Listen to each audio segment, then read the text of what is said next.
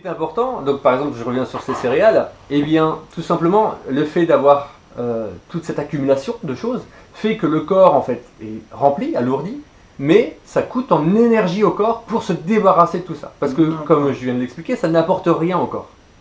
Donc déjà, d'où l'inintérêt de parler, souvent on dit « Ah ben tiens, il faut prendre ça parce qu'il y a autant de calories, etc. » Ça sert à rien, vu qu'on met des calories dans le corps mais que le corps ne peut pas utiliser. Ah oui. Donc finalement, c'est un faux débat également. On va toucher beaucoup de directions. Ça va faire mal aujourd'hui. Donc, ce qui se passe, donc voilà pour les céréales, et donc pas de pain, riz, ça sert à rien, parce que ça colmate l'intestin. Donc pain, d'abord, dormir plus. Produits laitiers, on élimine, ou en tout cas on diminue. Pas de pain, riz, riz, on diminue. Pâtes, etc. Voilà. Tout ce qui est céréales, c'est fini. Ou alors si on prend déjà du pain blanc, et bien qu'on passe à du pain complet, et si on prend du pain complet, qu'on passe au pain sans gluten. Et si on arrive à passer au pain sans gluten, on se débarrasse du pain. Voilà. C'est bon. Et même chose pour donc, les céréales, le riz, etc. Qu'est-ce qu'on peut prendre? Parce qu'on est dans une société d'après-guerre, on a peur de manquer. Donc qu'est-ce qu'on peut prendre? On peut prendre de l'amarante. Donc ce sont d'autres céréales, on peut prendre du boulgour, on peut prendre du quinoa, etc. Des petites choses qui sont beaucoup plus facilement assimilables pour le corps et qui ne colmatent pas notre intestin grêle. Et donc qui vont permettre aux nutriments de passer et donc de nourrir notre corps. Ah, bien sûr. J'espère que vous en apprenez autant que moi, parce que moi je fais partie des personnes qui se laissent guider un petit peu. Enfin, pendant longtemps je me suis laissé guider un petit peu par les informations qui nous entourent, et en me disant voilà, on me dit tout le contraire, je sais pas trop quoi faire. Mais de toute façon, la logique derrière tout ça, c'est que c'est la nature qui compte. Tout ce qui est naturel, et c'est son ressenti bon pour nous. Et c'est son ressenti. Donc simplement essayez, et vous verrez, en essayant, c'est faire les choses, et puis vous allez voir comment votre corps va réagir. Donc, je reviens, l'étage céréales, au niveau alimentaire, on fait attention à tout ce qui est produit raffiné. Tout ce qui est sucre blanc, on élimine, on peut le remplacer par du miel, ou par du sucre de canne roux complet naturel. Tout ce qui est huile raffinée, donc ça veut dire que l'huile a été brûlée pour justement en extraire davantage. Mais ce qu'il y a, c'est qu'en étant brûlée, elle n'a plus rien. Et c'est que du mauvais gras. Le gras est important pour la santé, le bon gras, mais ça c'est que du mauvais gras. Donc en fait, il faut prendre de l'huile première pression à froid. Comme ça veut dire que ça a été pressé légèrement à froid, ça n'a pas été trop chauffé, donc on garde les propriétés. Donc voilà, on évite tout ce qui est raffiné, on évite tout ce qui est gâteau, etc. Faites vous-même, vous allez voir, c'est tellement plus agréable à faire. Et on se dirige vers des produits simples, des fruits et des légumes. Alors on ne mange pas que ça, il y a la viande aussi. Mais même chose, on privilégie la qualité aux dépens de la quantité. Et on mâche. Parce qu'il faut mâcher. Et plus on va mâcher, et plus finalement la satiété augmentera. Donc il faut vraiment mâcher pour déjà préparer à la digestion. Parce que le but de manger, ça n'est pas que parce que c'est bon. On mange pour se nourrir avant tout. Et qu'en mangeant correctement, efficacement, on remarque au final qu'on n'a pas besoin de manger beaucoup pour se nourrir correctement.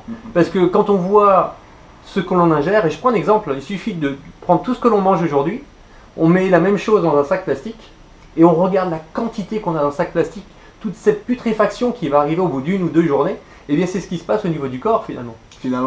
Alors que quand on traite le corps comme une poubelle géante. Exactement, que l'on transporte sur nous et qu'on se montre auprès des gens en disant « Vous voyez ma poubelle ?» Non, en gros c'est ça. Et malheureusement, alors, quand le corps a tous ses déchets, eh bien qu'est-ce qui se passe? Il a du mal à les évacuer. Et comme on ne dort pas assez, on n'a pas assez de batterie pour pouvoir avoir cette énergie pour évacuer ces déchets. Ces déchets qui à la base sont normaux.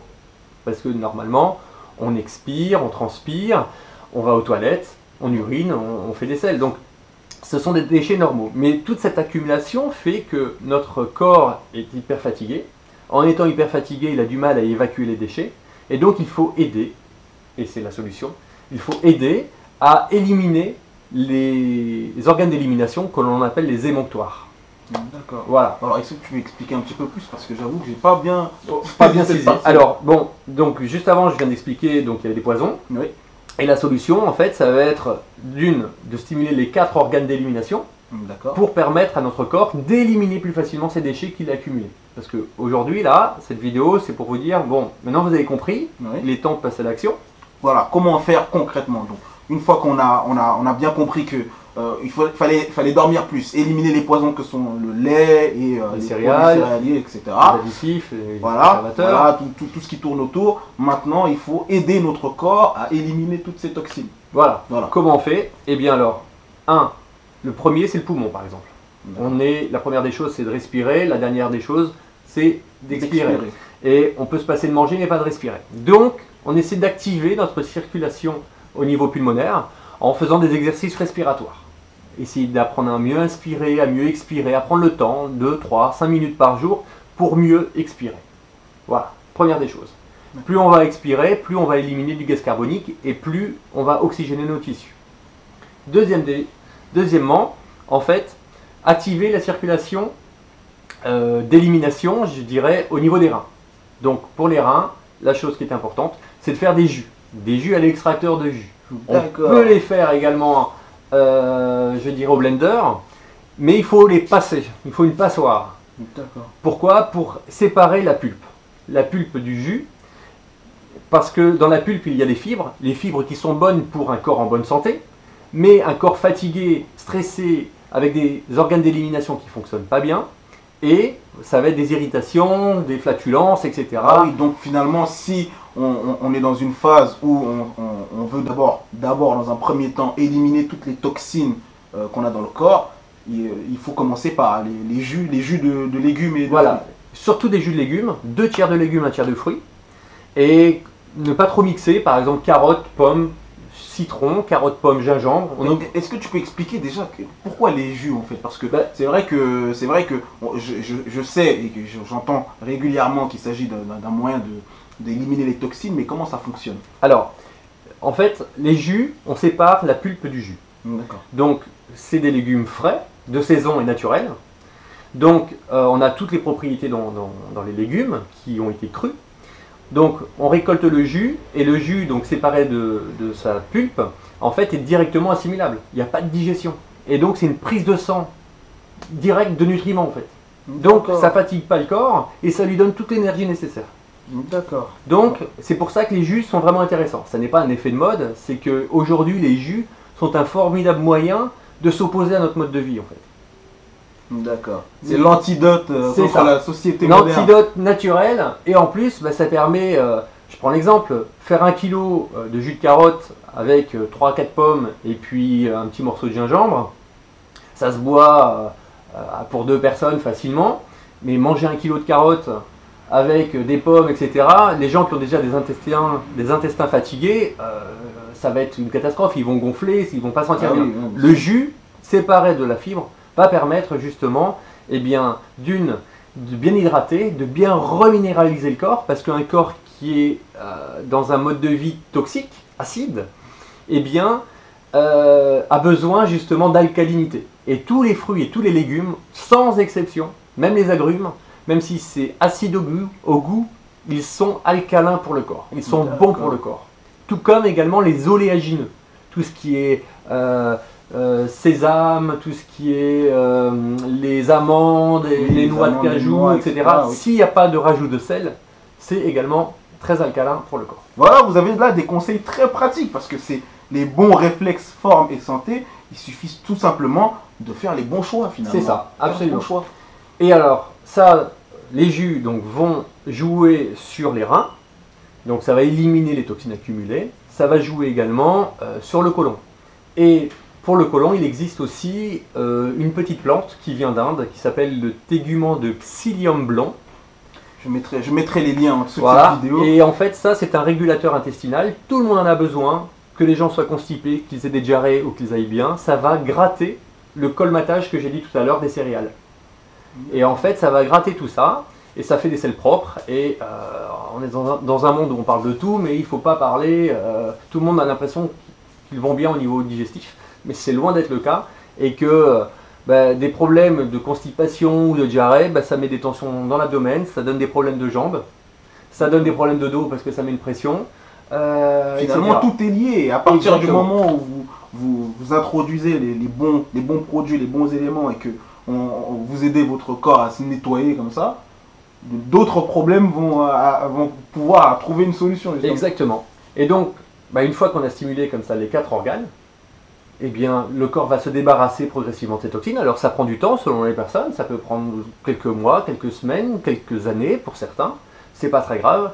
Une fois qu'on a éliminé tout ça, le corps eh bien, va récupérer, et un corps en pleine forme, eh bien, c'est un corps qui va mieux fonctionner, et à ce moment-là, on va pouvoir ajouter des activités sportives, on va pouvoir ajouter d'autres choses qui vont permettre de fatiguer un peu le corps aussi, donc de réaugmenter l'acidification, mais en même temps de permettre au corps de mieux fonctionner, d'augmenter le métabolisme, et à ce moment-là, eh bien, de se recibler sur les réels besoins du corps, et de se recibler sur son ressenti.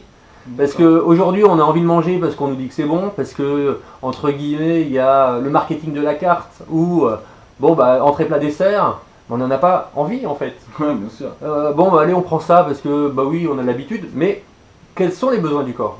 Par rapport à quelle activité? Aujourd'hui, on dit aux gens qu'il faut faire un gros petit déjeuner, mais si on a une activité où on est devant un écran, est-ce nécessaire?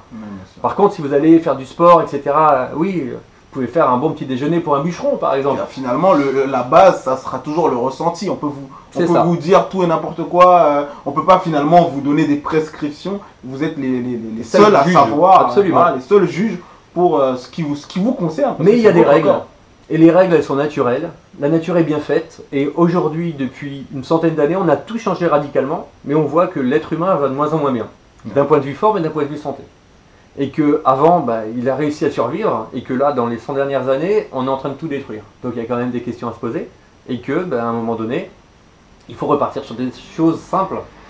Que là, le sommeil, retirer les poisons qui n'existaient pas autant avant, d'accord, qui sont les laitages et les céréales à grande quantité. Maintenant, ça fait presque partie de 80% d'alimentation, alors que voilà. Revenir à des produits frais, naturels de saison, des fruits et des légumes, avec de la viande aussi pour ceux qui mangent de la viande, et puis bon, bah, les végétariens, voilà. Mais attention, beaucoup de végétariens aussi prennent beaucoup de laitage, et c'est là où c'est le danger, et prennent aussi beaucoup de céréales, et c'est là où c'est le danger, c'est pour ça. Et ben, retourner à une stimulation des émonctoires pour justement ben, que le corps fonctionne au mieux possible, et puis après, sortir, prendre l'air, respirer, faire du sport, des activités positives, partager, et puis être en pleine forme. Être en pleine forme. Voilà, vous avez comme ça toutes les clés pour une transformation totale. Il s'agit voilà, des réflexes santé. Et posez-vous la question aujourd'hui, posez-vous la question de ce que vous voulez devenir, du sens de votre vie finalement. Parce que si vous ne reprenez pas le contrôle de votre santé, vous n'irez nulle part. Parce que c'est le point de départ finalement. C'est le point de départ. Donc, à partir de ce moment-là, posez-vous les bonnes questions et prenez les bonnes décisions.